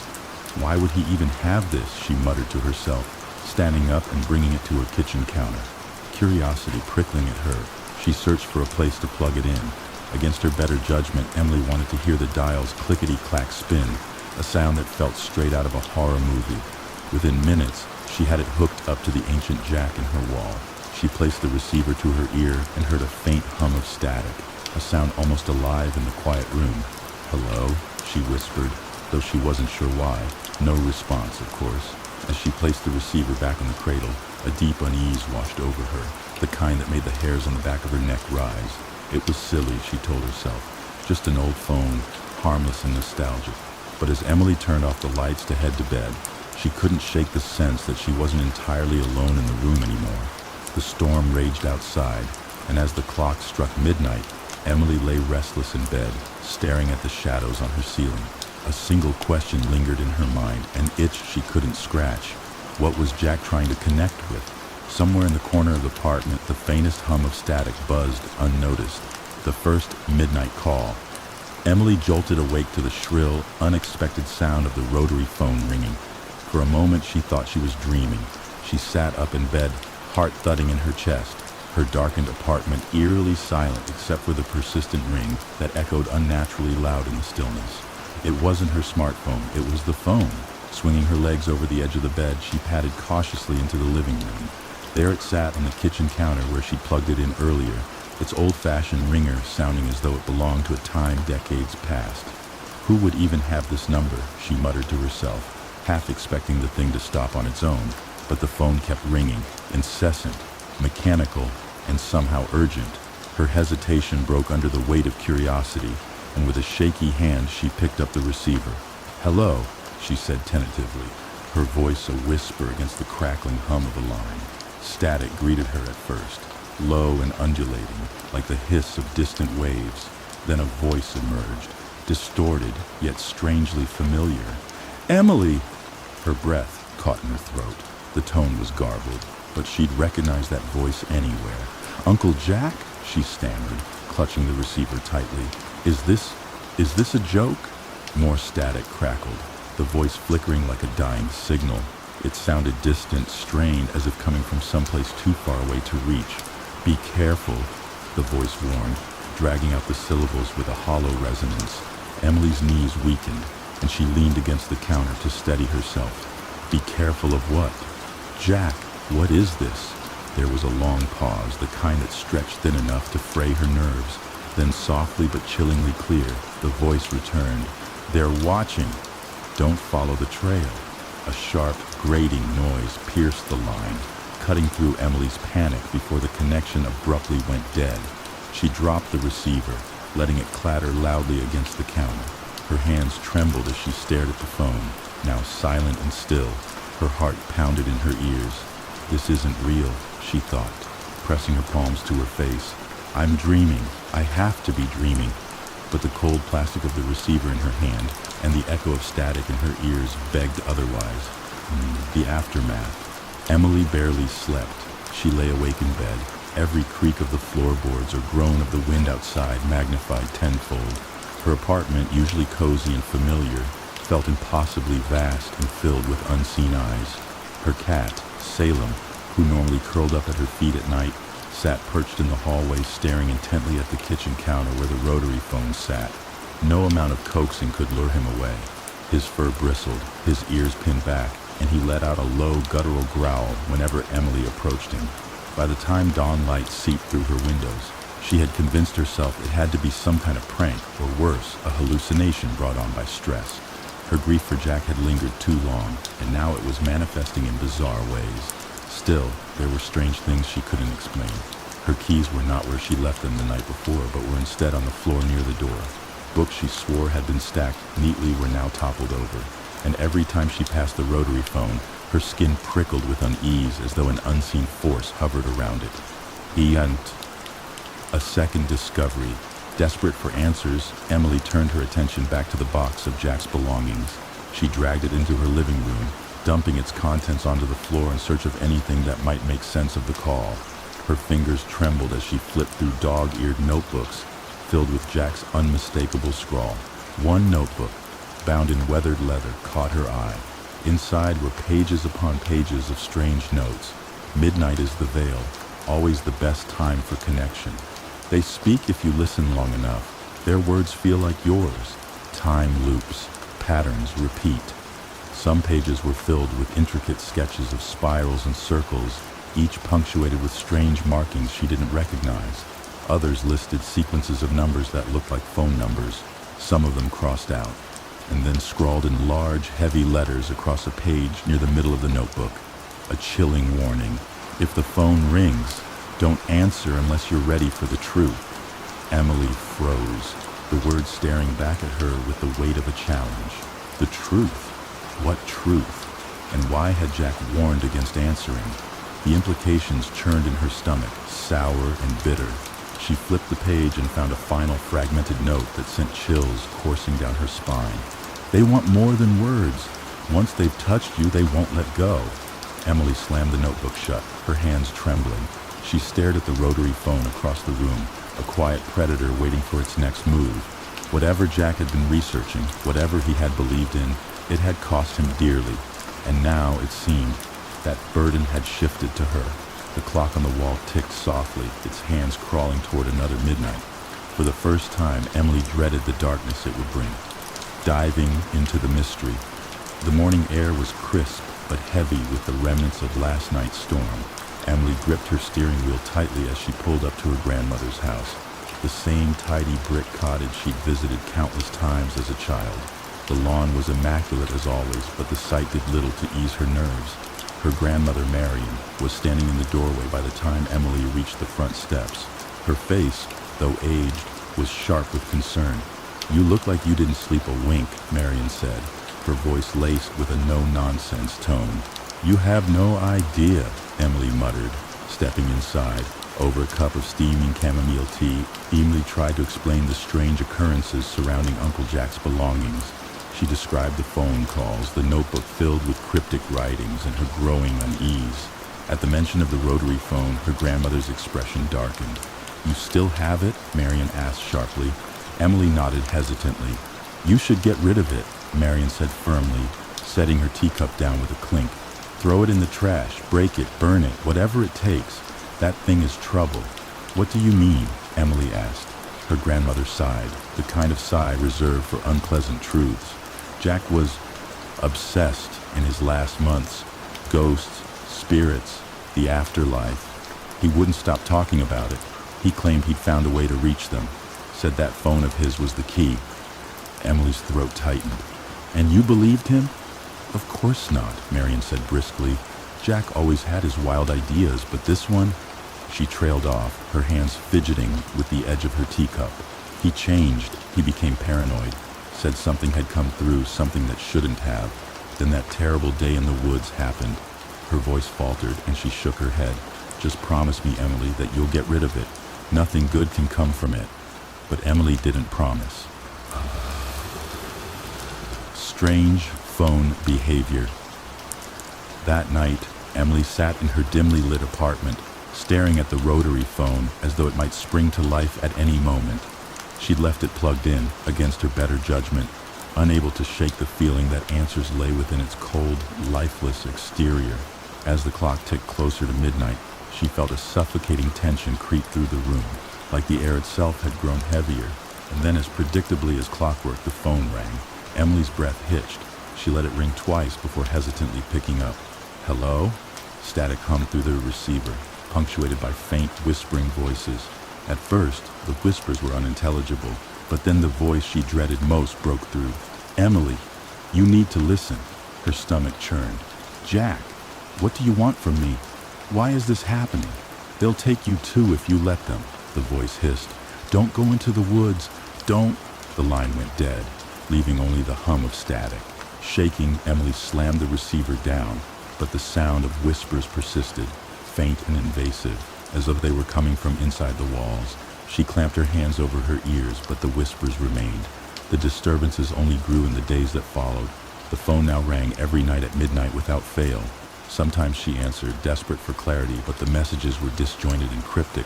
Warnings about being watched, mentions of a trail, and garbled cries for help. Even worse, Emily began hearing whispers when the phone wasn't ringing. They would creep through the silence, faint but unmistakable. Sometimes they came from behind her, causing her to spin around, only to find the empty room staring back. Other times, they seemed to follow her into her dreams, fragmented voices beckoning her into a dark, unknown forest. By the third night, she'd noticed a disturbing pattern. Each call referenced the woods in some way. Don't follow the trail, or they're waiting for you among the trees. The woods where Jack had died. Emily knew she couldn't face this alone. Paranormal researcher desperate. Emily turned to the internet, scouring forums and message boards about supernatural occurrences. One name kept coming up, Dr. Alan Marcus, a parapsychologist who specialized in hauntings and paranormal communication. Though skeptical of being taken seriously, Emily decided to call him. To her surprise, Dr. Marcus agreed to meet her at his small office downtown. He was a serious-looking man in his 50s, with silver-rimmed glasses and a quiet demeanor that exuded curiosity and caution. She wasted no time explaining her situation, describing the phone, the calls, and Jackson's strange notebook. Dr. Marcus listened intently, occasionally jotting down notes. When she finished, he leaned back in his chair, his expression grave. It's possible, he began carefully, that the phone is acting as a conduit, an object that connects this world to another plane of existence. Emily blinked. You mean the afterlife? Not exactly, Dr. Marcus said. We don't fully understand what lies beyond, but certain objects can act as doorways, especially if they have been imbued with intention or used in rituals. Based on what you've described, your uncle may have inadvertently opened a channel, but these things rarely allow only one-way communication. Her pulse quickened. What does that mean? Dr. Marcus folded his hands. It means something may have come through. Emily shuddered, her thoughts returning to the garbled voices and cryptic warnings.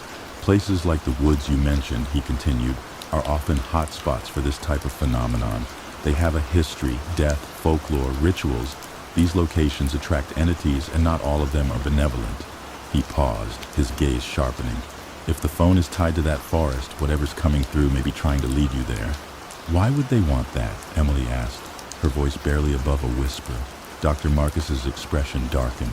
There are things, spirits, entities, energies that feed on curiosity, on fear. They use people like you as vessels to cross over fully. By luring you to a place of power, they can strengthen their hold. So what do I do? Emily asked, gripping the edge of her chair. Dr. Marcus sighed. Unplug the phone. Destroy it if you can. Avoid the woods at all costs. But above all, Emily, don't answer any more calls. His warning rang in her ears as she left the office. But deep down, she already knew the truth. The phone wasn't finished with her yet, and ignoring it wouldn't make it stop.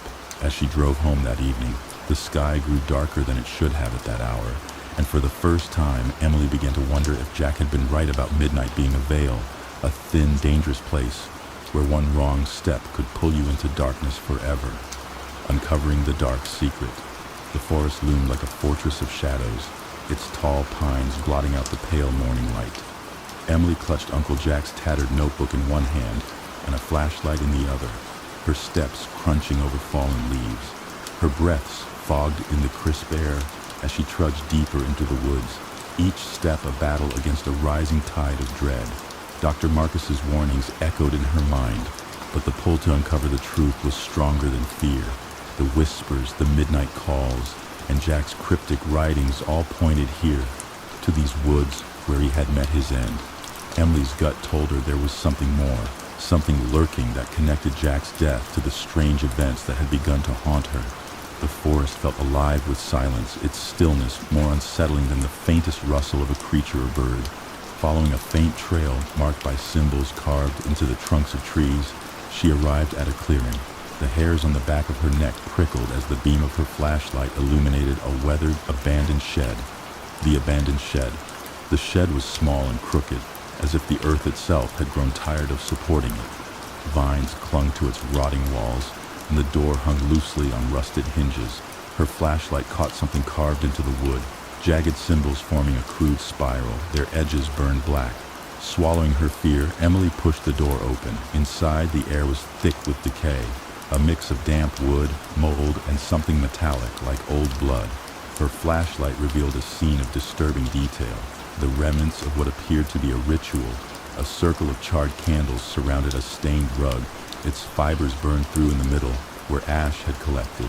Symbols similar to those on the door were scratched into every surface, the walls, the floor, even the ceiling beams. Her hand trembled as she shined her light over a dusty table in the corner. Atop it lay a notebook, far newer than its surroundings. Its leather cover was unmistakably Uncle Jack's. She flipped it open, her breath catching as she recognized his handwriting. The first few pages mirrored some of the notes from the box, a mix of rambling thoughts and ominous warnings. The veil thins at midnight. Be cautious. They lie, they lie, they lie. Whispers in the dark, voices not my own. If you feel it behind you, never turn around. The entries became increasingly chaotic as she flipped through. They detailed Jack's experiments with the rotary phone, his initial excitement at crossing the threshold, and his growing suspicion that he wasn't speaking with who or what he thought. One passage made her skin crawl. There's something out there. I call it the midnight whisperer. It knows your name before you speak. It sounds like someone you love. Jack's handwriting deteriorated further until it became nearly illegible, the scrawled letters frantic and uneven. The final page bore a chilling conclusion. The phone doesn't just connect you, it binds you. Once it attaches, it never lets go. A ring in the silence. A sudden noise shattered the eerie stillness of the shed, a low hum followed by the unmistakable ring of the rotary phone. Emily froze, her heart leaping into her throat. Her flashlight beam shook as she frantically scanned the room. The phone, she realized with icy dread, was in her backpack. She hadn't brought it here deliberately. It had been unplugged, stuffed in her bag, and left in frustration after another sleepless night. She dug it out with trembling hands. The old plastic was cold against her fingers, and the rotary dial was still. It rang again. Her chest tightened. It was impossible.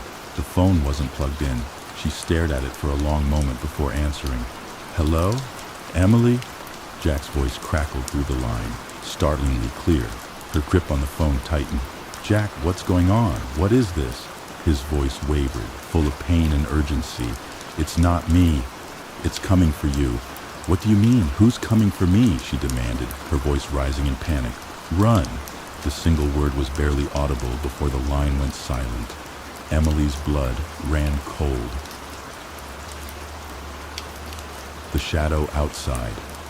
As she lowered the phone, Emily's flashlight flickered, plunging the shed into momentary darkness.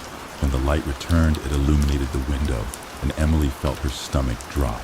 A shadow moved just beyond the thin glass pane, tall and unnaturally contorted. It wasn't human, its elongated limbs bent at awkward angles and its head tilted too far to the side as though studying her. She backed away, her flashlight beam trembling as it caught the edge of the window. The figure moved closer, its face obscured in shadow. The darkness around it seemed to pulse, swallowing the light and pushing into the shed like a living thing. Her heart thundered as she stumbled over the ritual circle in the center of the room. She glanced at the phone still clutched in her hand, her fingers gripping it so tightly they ached. A sudden knock, a deep, resonant thud, rang through the door behind her. Emily whirled around, the phone pressed to her chest like a lifeline. The door shook violently as another knock, louder this time, resounded through the shed. The air grew heavy, suffocatingly thick, as if the oxygen had been siphoned out. The whispers began again, surrounding her on all sides, growing louder until they filled her head. Leave, leave, leave. But the door didn't burst open. Instead, the light inside the shed dimmed until only her flickering flashlight beam remained. In the oppressive dark, she realized she could see something, no, someone, reflected in the filthy glass of the window. A face impossibly familiar, Uncle Jack. But his eyes were wrong, empty, soulless voids that didn't belong to the man she had loved. His lips parted in a slow, mechanical smile as a chorus of whispers poured from his unmoving mouth. Emily's knees buckled, and she fell to the floor, the phone slipping from her hand. The closing door. The whispers faded abruptly, leaving only silence. Emily forced herself to her feet, trembling. The shadow in the window was gone. Slowly, cautiously, she stepped toward the door, dreading what lay beyond. With a deep breath, she opened it. Outside, the clearing was empty. The air smelled faintly of burned wood, and the darkness had lifted, revealing the faint outlines of trees in the gray light of early morning. As she turned back to the shed, her eyes fell on the phone lying in the dirt where she dropped it. The rotary dial spun slowly, though she hadn't touched it, the soft clicks unnervingly deliberate. She kicked it hard, sending it skittering into the shadows. But as Emily stepped forward, something caught her eye in the doorway. Carved into the wood, fresh and deep, were two words: Midnight Waits. With trembling hands, she closed the door and ran. Behind her, the phone began to ring again. The confrontation. The air inside Emily's apartment felt charged, heavy with the weight of impending doom. The rotary phone sat on the kitchen counter, as inert and innocent as it had ever been, yet its presence seemed to warp the room around it. She stood a few feet away, clutching Uncle Jack's journal in one hand and her flashlight in the other, though she wasn't sure what the beam of light could possibly do against a shadowy entity.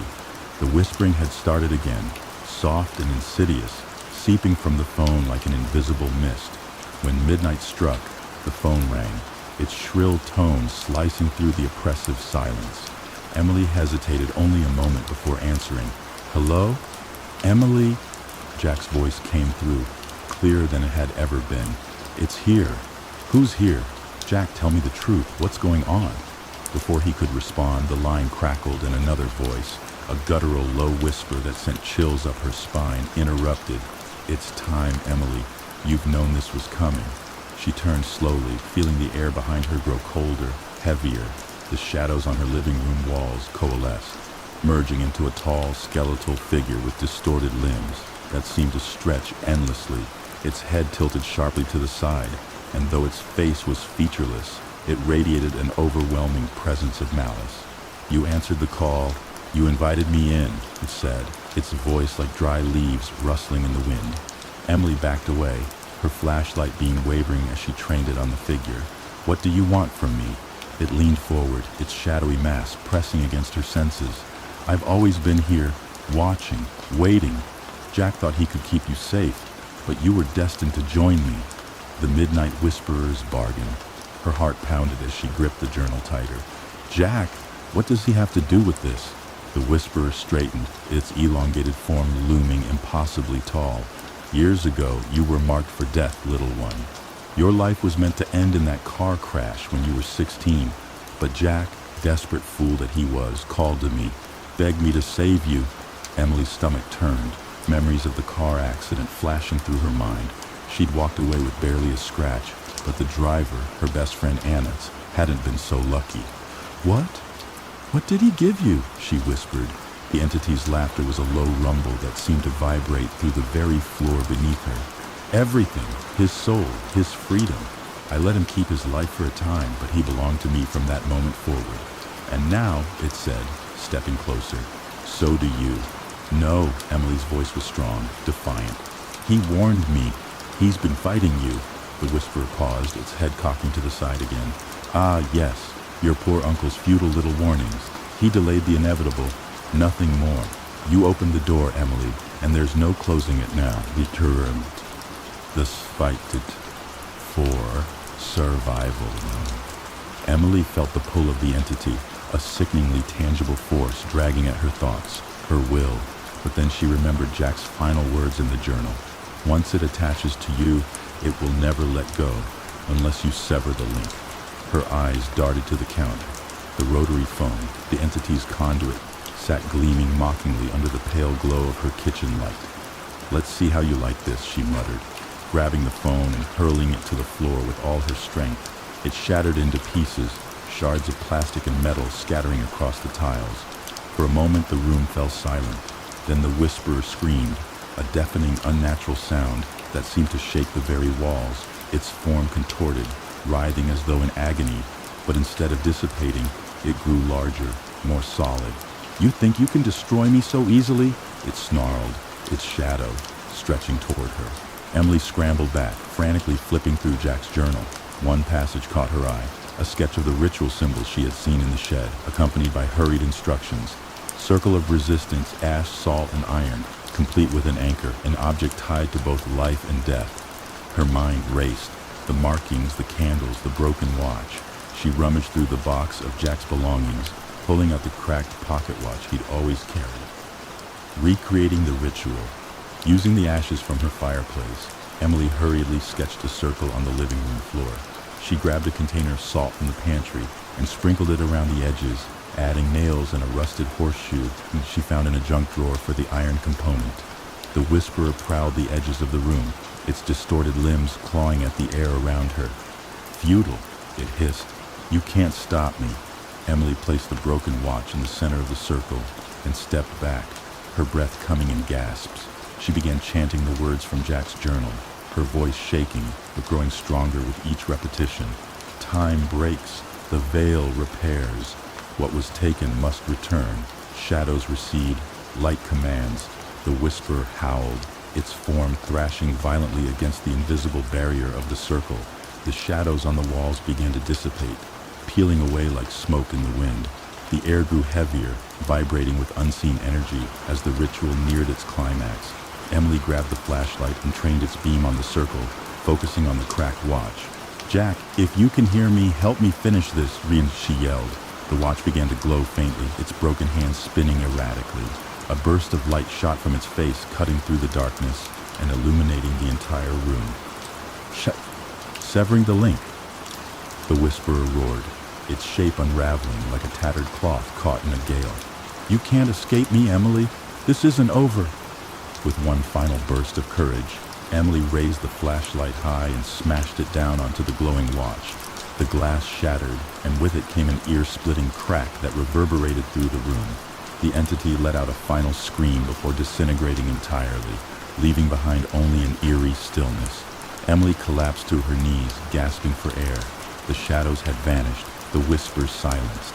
The apartment felt normal again, though the pieces of the broken phone and flashlight lay scattered like the remnants of a nightmare. A lingering warning. Emily sat in the quiet aftermath, her pulse slowly returning to normal. She gathered the pieces of Jack's belongings, handling the now lifeless watch with a mix of sorrow and relief. As she placed the journal back into the box, she noticed a faint inscription on the last page, one she hadn't seen before. In Jack's familiar handwriting, it read, "You won, kiddo, but midnight always waits." Though she was safe for now, Emily knew she'd been forever changed. She had confronted the midnight whisper and severed its link, but its warnings lingered. The veil between worlds might never fully close, and shadows always lurked just beyond the edges of light. Resolution and aftermath. The first rays of dawn pierced through the dense forest, illuminating the clearing where Emily lay motionless. Her eyes fluttered open, and for a disorienting moment, she wasn't sure if she was alive or caught in some otherworldly limbo. The shed was gone, What had once been a structure cloaked in menace now lay in ruins, splintered wood and scattered debris surrounded by a thick layer of ash. The symbols on the trees had faded as if erased by time itself. The cold presence that had hung in the air was gone, replaced by an eerie, almost hollow silence. She sat up slowly, her limbs heavy and aching, and scanned her surroundings. There was no sign of the rotary phone, no traces of the ritual circle or the shadowy figure that had haunted her. Yet deep within, Emily felt a strange peace, a quiet she hadn't experienced in weeks. As she struggled to her feet, a voice, not external, but resonating within her mind, spoke softly, "Thank you, kiddo." It was Jack. Warmth washed over her, followed by the faintest scent of pine and campfire, just as she'd remembered from his favorite cologne. Emily nodded into the empty clearing, tears streaming silently down her face.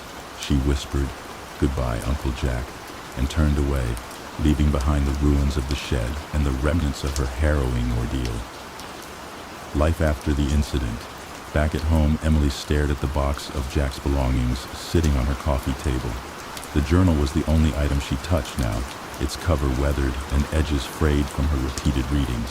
She ran her fingers over the pages, stopping at the last one, Jack's final warning etched in shaky handwriting. "You won, kiddo, but midnight always waits." The box, with its remaining contents, candles, the broken pocket watch, and other odd trinkets, went into the garbage, but the journal stayed. It was a reminder of what she'd been through and the price her uncle had paid to protect her. At first, life seemed to settle. The strange occurrences that had plagued her, the whispers, the objects out of place, faded into memory, but not entirely. Occasionally, Emily would wake in the dead of night from a vivid dream of the rotary phone. In the dreams, it was always the same, a soft ring at midnight and Jack's voice on the other end of the line. "Don't follow the trail, Emily," he'd say, his tone a mixture of urgency and love. She never saw him, only the shadows that threatened to swallow her whole if she didn't wake. Each time she'd sit up in bed, clutching the journal to her chest, reassuring herself that it was just a dream. An unsettling new beginning. Weeks passed, and Emily tried to move forward. She buried herself in her graphic design projects, reconnecting with friends she'd avoided during her ordeal. Slowly, the weight of her trauma began to lift.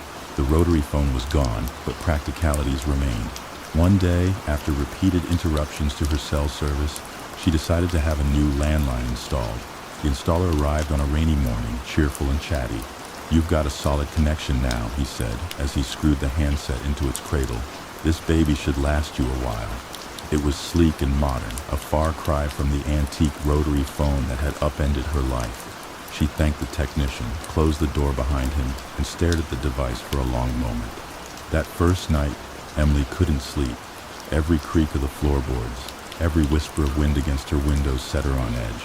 She left the light on and lay in bed, her heart pounding with the anticipation of something she couldn't name. At exactly midnight, it happened. The phone rang. The sound was sharp, piercing, and impossible to ignore. Emily sat up in bed, her body frozen. She stared across the room at the new phone sitting innocuously on her desk. Her breath quickened as she counted the rings. 1, 2, 3. On the fourth, she rose, her legs trembling as she crossed the room. Her hand hovered over the receiver, her pulse a relentless drumbeat in her ears. "Don't answer unless you're ready for the truth." Jack's words echoed in her mind, a haunting reminder of his warnings. But something else tugged at her, the need to know, the inescapable pull of curiosity. She swallowed hard, bracing herself, and picked up the receiver. Bringing it to her ear, she whispered, "Hello?" The line crackled with static. For a long moment, there was nothing. Then faintly, a voice spoke. "The story ends.